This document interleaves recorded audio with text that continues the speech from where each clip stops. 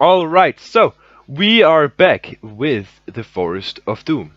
I have a glass of water here beside me, ready to read some bedtime stories for you guys. Keep going with the reading and stuff. So, where we last left off, I can't remember. Amidst the trees to the left of the path, you see a small stone building covered with ivy and moss. If you wish to examine the building, turn to 391. If you wish to carry on north along the path, turn to blah blah blah blah blah. Alright, so where are we at? We are here. Alright, so I don't know what happened here. I can't remember. Oh yeah, here we fought a lot of shit right here. Oh, I remember. And this path right here is blocked by a tree.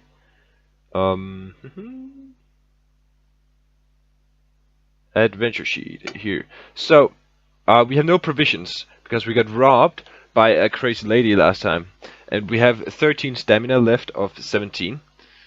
And we have 6 out of 8 luck and 11 out of 11 skill.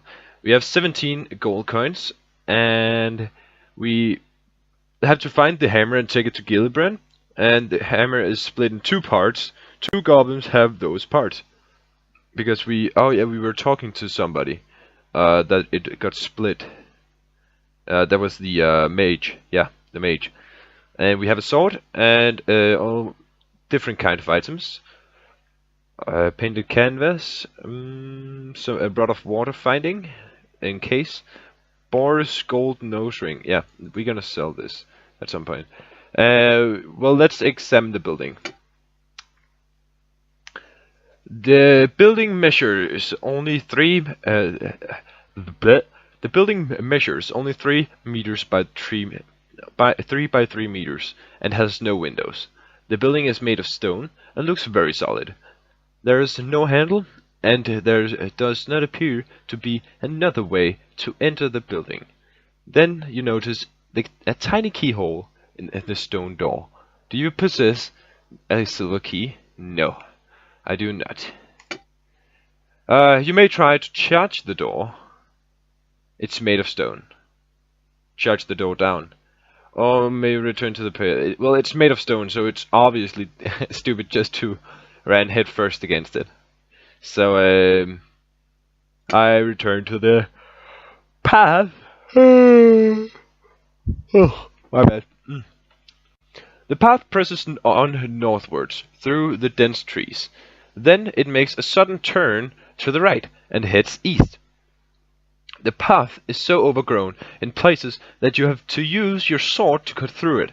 Your walk east is long and tiring.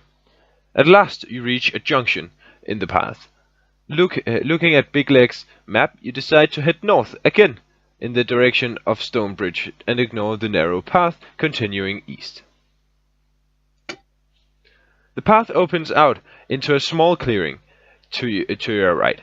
You see a pile of branches, grass, and pieces of rag. Pieces of rag. The lair of some large creatures. Amongst the debris. Okay, you know what? Let me take a sip of water here.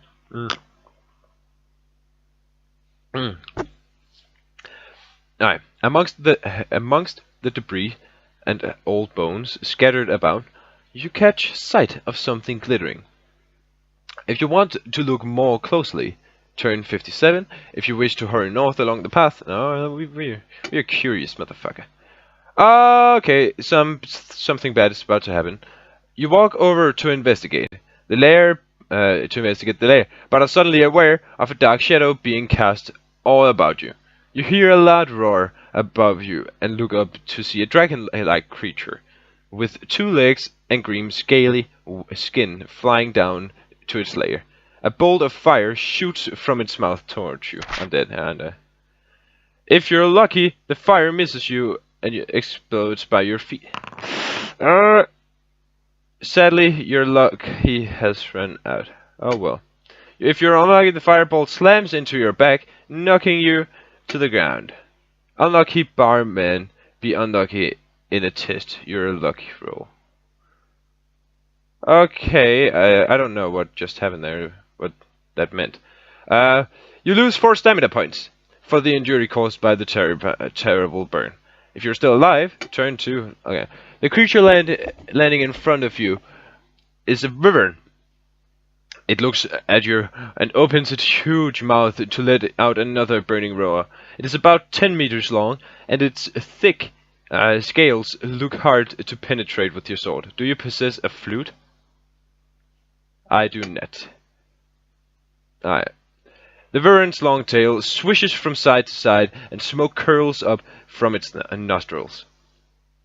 You draw your sword and prepare to combat this fearsome monster. Fight. Ah, dude. Fight on. Good. Fight on. Nice. Fight on. Ah! Oh. Yes. Fight on. Yes. Fight on. Nice. One more time. Go. Ah! Go. Nah. Good. You're triumphant. Yes. If you win, turn to the. If the wyvern is too powerful, it's not. Okay, so I have a lot of shit here. Apparently, you walk around the motionless wyvern and start to rummage through its lair and surrounding debris. You find a gauntlet made of plate iron, a throwing knife, 10 gold pieces, and a gold ring. You put the knife and the gold pieces in your backpack. Will you try on the gauntlet? Yes, I will. You slip the gauntlet onto your hand and take hold of your sword, slicing the air with it. You feel more than usually skilled with your weapon. You now possess a gauntlet of weapon skill, which adds 1 point to all future dice rolls when computing your own attack strength during combat, so long as you're aware. Yes! If you wish to try on the gold ring, yes, let's try it on. Slipping the ring on to your middle finger, you are suddenly gripped by an agonizing pain.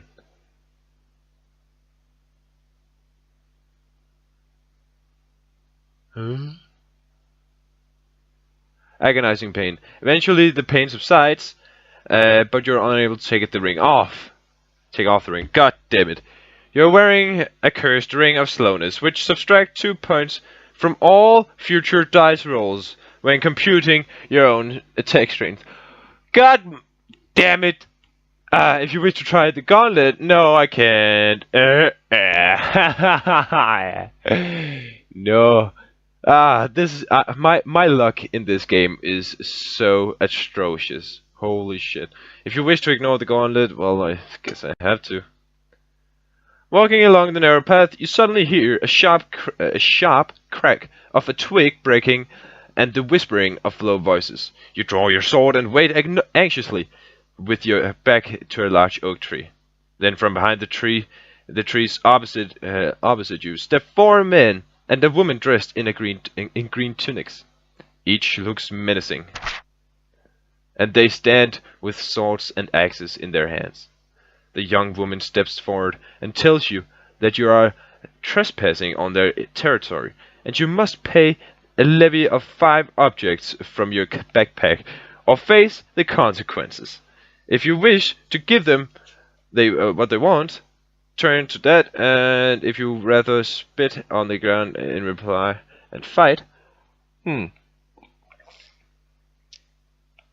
I am kind of handicapped at the fighting part. Like 5 objects. That's so much, though. No, I can't afford that. The bandit woman steps forward with her sword raised, shouting, "Death to the intruder!"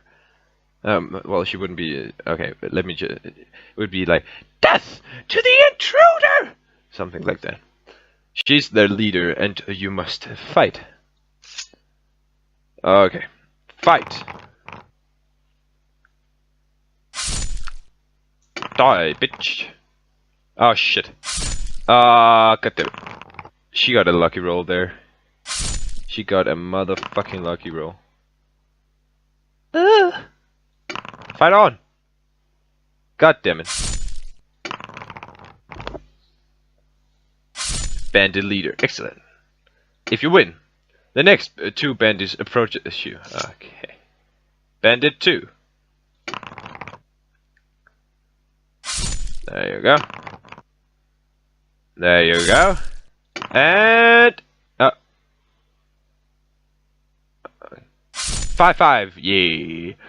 You defeated the first bandit. Now you must face the next one. Fight on. Fight on. There we go. You're triumphant. Excellent. If you defeat them, you finally need to take the remaining bandits. Time to fight. Alright, so bandit number 4. What do I roll? I roll a 7 and he rolls a 7, but I have 10 skill and he has 3, so I beat him. Next enemy, bandit 5. Holy shit, how many? Oh, there was 4 bandits, right? He has 1 stamina and I'm keep fucking hitting him. Ooh, this is gonna suck. I win. So, I have 5 stamina and 10 skill at the moment. The next bandit, go. He's dead. And he is dead. I'm gonna give that son of a bitch a slap across the face, and I win. You are triumphant. Excellent. If you are triumphant, turn to there. Whom escaped Dark Forest? Whom escaped Darkwood Forest? I think that's achievements I'm unlocking. A search of their clothing reveals nothing of interest apart from 2 gold pieces, which you put in your backpack. You set off north again along the path, and soon notice the trees beginning to thin out on either side of the path. Eventually, the path leads out of the trees into a plowed field. You are out of Darkwood Forest. The path leads through the field of a stone. The path leads through the field to a stone bridge over a clear stream. Beyond this bridge are the small cottages and wooden huts of a village. A sign on the bridge reads Stone Bridge. You cross the bridge and see 2 old dwarves with long white beards standing by a cottage looking at you.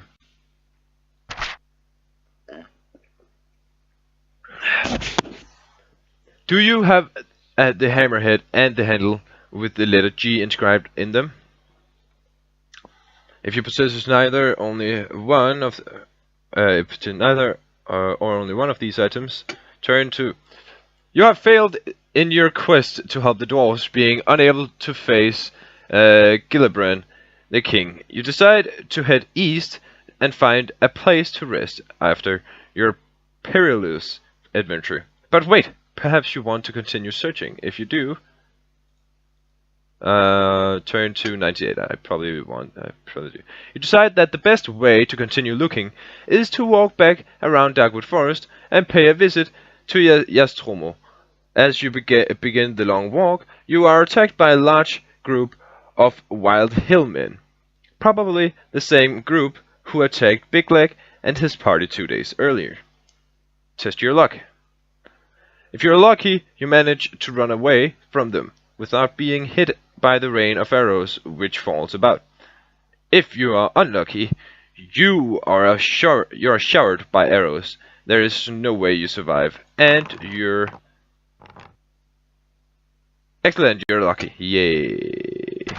And your adventures in Darkwood Forest are over. But I'm lucky. So you run for the you run for what seems like hours, stumbling through the changing landscapes. Something doesn't seem right. Something and you feel something doesn't seem right. Somehow you huh? What am I even reading here? Something doesn't seem right. Somehow, and you feel a thumping pain in your head. You stop, falling to the ground, and stare up at the blue sky and the clouds floating above. Your vision blurs, and you're suddenly see a familiar face staring down at you before you lose consciousness. You open your eyes. It is evening, and you find yourself lying beneath a sheepskin blanket next to an open fire. A half-eaten rabbit that looks as though it was spit roasted lies on the ground nearby. This feels very similar. Feels very familiar. There's a full moon, and the light sparkles on the blade of your broadsword skewered into the ground by your side. You gaze at it, thinking about the vile creatures you have killed in the last few days. You try you try to remember each one of them, but somehow you can't picture them in your mind. You're pretty sure that you killed some, yet it feels like the memory of those encounters is fading. You know these are strange lands inhabited by weird and loathsome beasts, goblins, trolls, and dragons. Have you killed any recently? Maybe you're just tired and need a good sleep.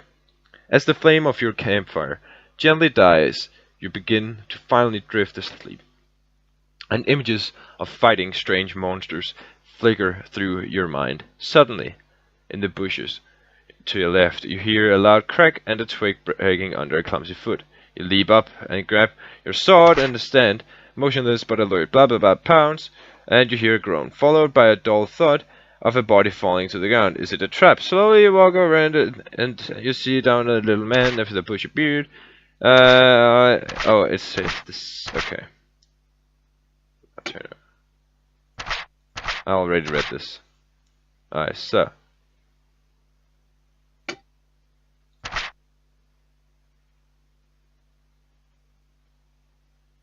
So, I already read all this. So this is what I know of the map, and I'm back here. Adventure sheet here. So my stamina and my skill. Oh, okay.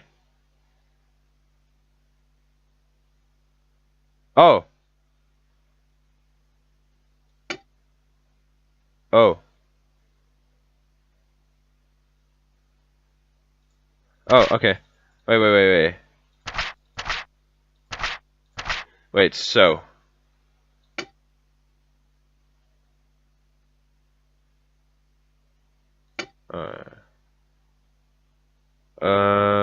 Well, alright, so.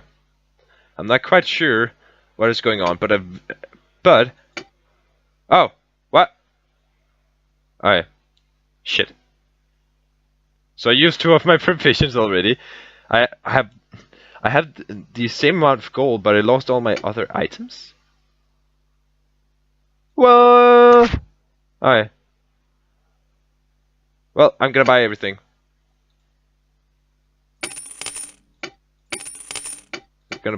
I'm gonna buy everything.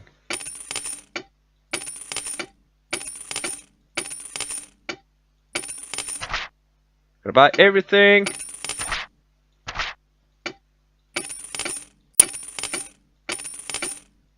So apparently we just restarted our adventure here.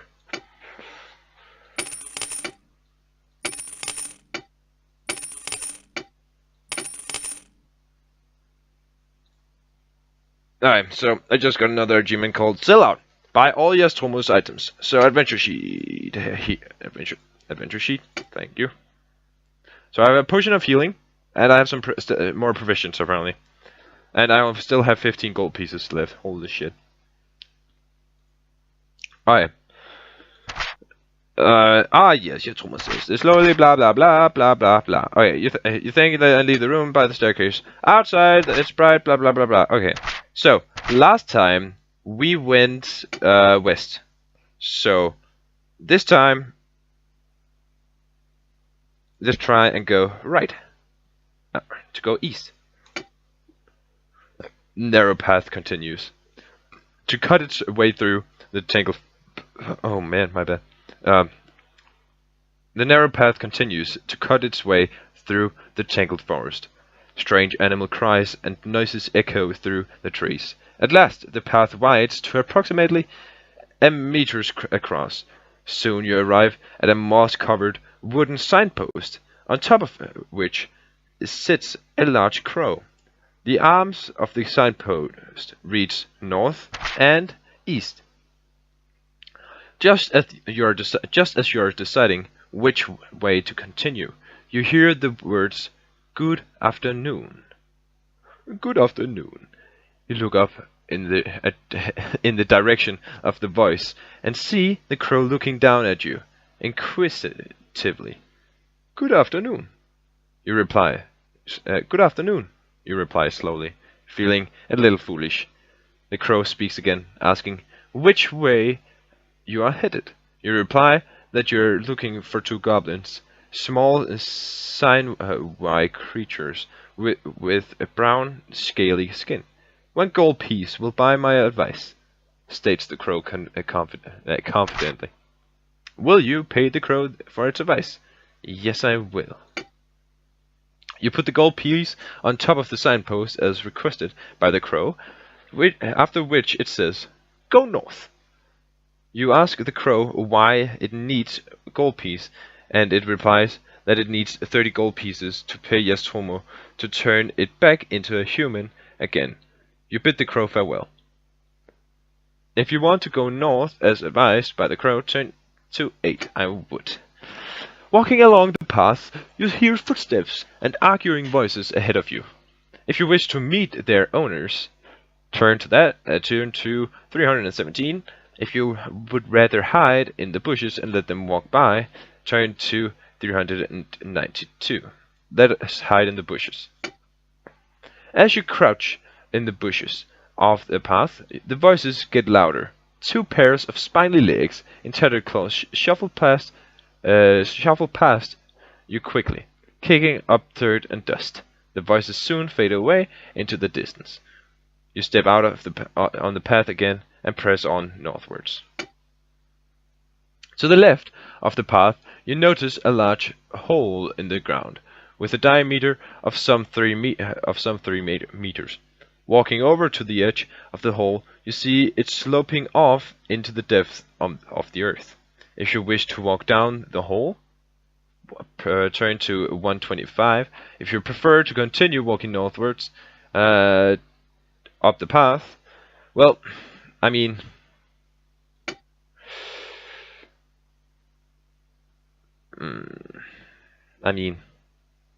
sure, why not? You descend into the hole. You notice large amount of slime secreted by some huge creature. If you wish to climb back out of the hole and continue walking northwards up the path, if you wish to carry on down, let's carry on down. Ah, damn, that looks fucking disgusting. The slope is steep, and you slip on the slime, tumbling head over heels down the hole to the bottom into a large earthen cavern. You jump to your feet and are alarmed to see a shiny tip of a poison barb on the tail end of a huge stingworm coming straight at you. The stingworm is about 5 meters long and has a huge yellow segments. But all you care about is protecting yourself from the barb. There is no time to scramble out of the hole. You must draw your sword and fight. So, fight on! So I roll 8 and he rolls 7 or 6 and I win. And I roll 3 and we both miss. And we both miss. And I'm gonna hit that son of a cunt in the face. And once again, I'm gonna slap that bitch across the mouth. And there we go. GG. You are triumphant if you win. You walk around the lifeless bulk of the worm to examine the contents of its lair. There are several skeletons, perhaps those belonging to other unfortunate adventurers. By the side of one of them, you find a leather backpack. Inside of the backpack, you find 4 gold pieces and a small corked bottle containing a colorless liquid. If you wish to drink the content of the bottle, turn. If you'd rather leave the dark cavern, well, yeah, sure, let's drink it. Look at the bottle in your hand, and then quickly gulp down its contents. You wait several seconds for some reaction, but nothing happens. However, when you come to pick up your sword, which you had put down in order to examine the backpack, a surge of confidence runs through your body. The liquid is a potion of weapon skill, which adds 1 point to future dice rolls when computing your own attack strength during combat. Its effect will last for your next 2 combat encounters. Taking the gold, you scramble up out of the earthen cavern into the path above and continue your journey northwards. At last, the trees begin to thin out and shafts of sunlight beam down through the gaps on either side of the path. As the path widens, you see a large cave entrance set a few yards back on the right. If you want to examine the cave, turn to 230. If you want to continue northwards, well, we really don't want to. So let's go into the cave and examine it. Oh damn! Slowly you peer into the cave, and you see a huge shape of an ogre walking slowly over to a wicker cage with a bowl of water in his hands. He is dressed in animal furs and carries a stone club in his belt. There appears to be a small creature jumping around inside of the cage. You may pick up a rock and throw it at the ogre, rush in and attack the ogre with your sword, and leave the cave and continue up your path.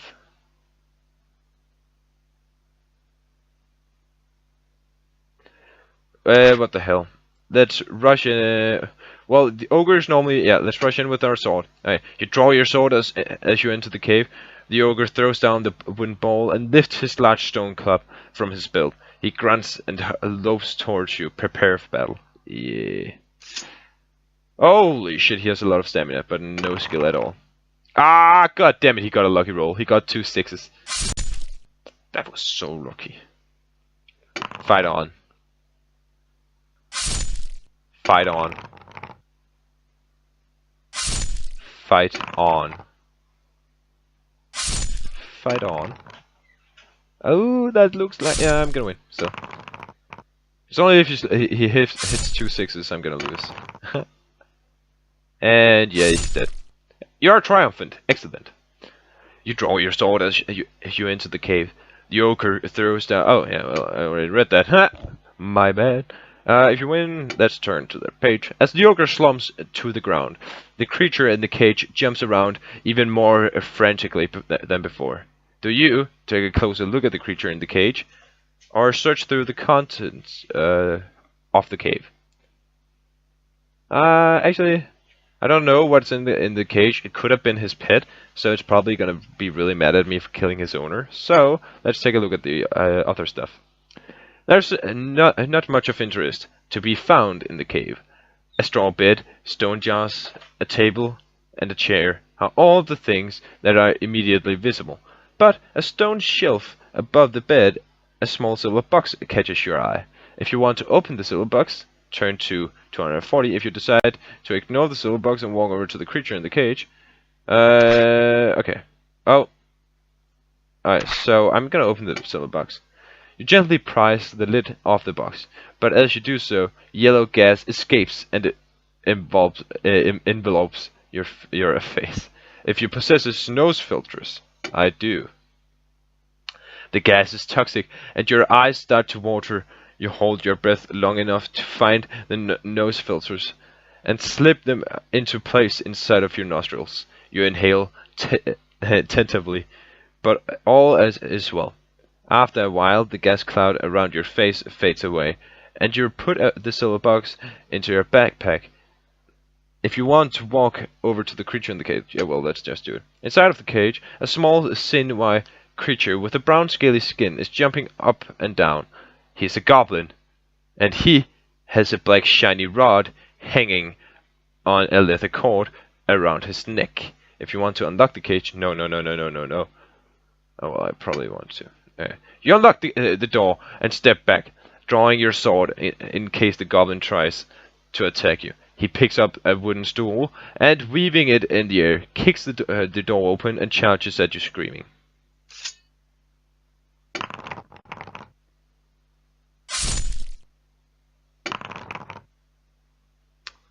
And he's dead. You are triumphant. Excellent.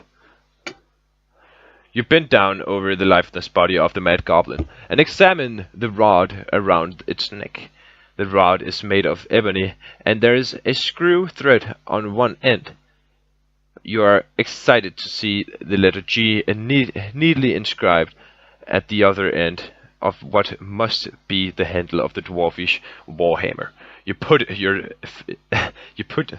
your find in your backpack and leave the cave to continue your quest northwards. There we go. So here we are gonna end the episode.